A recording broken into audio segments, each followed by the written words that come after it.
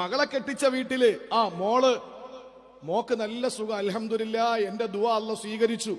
എന്റെ മോള് പോയ വീട്ടില് അവള് 10 മണിക്കാണ് എഴുന്നേക്കുന്നത്. എല്ലാം അവളെ ഭർത്താവിന്റെ ഉമ്മ ചെയ്യും, നാത്തൂൻ ചെയ്യും. എന്റെ മോക്ക് സുഖം, നല്ല ജീവിതം. എന്റെ കുട്ടി രക്ഷപ്പെട്ടു. ആരാ പറയുന്നത്? ഈ ഉമ്മാക്കൊരു മോനും കൂടെ ഉണ്ടായിരുന്നു.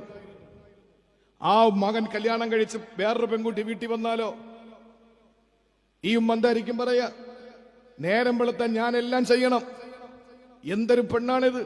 ഇവളെ പഠിപ്പിച്ചു കൊടുക്കാൻ അവളെ ഉമ്മ തയ്യാറായില്ല എന്ന് പറഞ്ഞിട്ട് ആരാന്റെ മകള് തന്റെ വീട്ടിൽ വരുമ്പോൾ, തന്റെ മകള് മറ്റൊരാളുടെ വീട്ടിൽ പോയപ്പോ ചെയ്ത കാര്യങ്ങൾ അത് നന്മയായെടുത്ത് പറയുകയും, ആരാന്റെ വീട്ടിലെ പെൺകുട്ടി സ്വന്തം വീട്ടിൽ വരുമ്പോൾ ആ വരുന്ന വീട്ടിലെ പ്രവർത്തനങ്ങൾ ഒരു ഭാരമായി തോന്നുകയും ചെയ്യുന്ന രീതിയിൽ മനുഷ്യന്റെ മനസ്സ് കുടുസായി കൊണ്ടിരിക്കുന്നു, പ്രത്യേകിച്ച് സ്ത്രീകളുടെ.